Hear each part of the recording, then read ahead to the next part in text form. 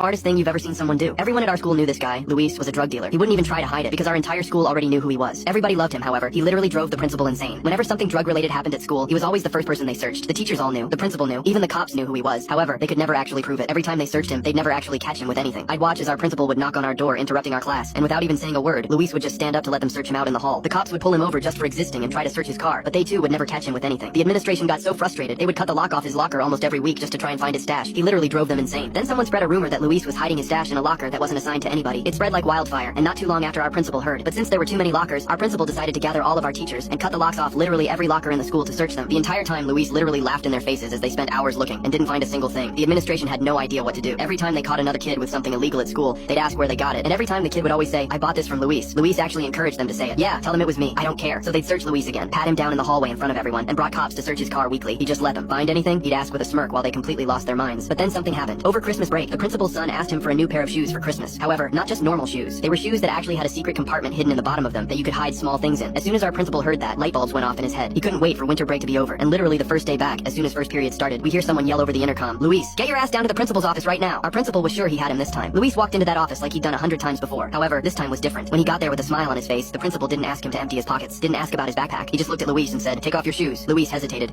No, I don't want to." "Listen, buddy, I'm not giving you a choice. Take them off." Luis now had no other option, so he just sat down and unlaced his shoes without putting up a fight. "Okay, if you say so." He pulled them off and handed them over to him, while the principal literally shook with excitement. He was finally gonna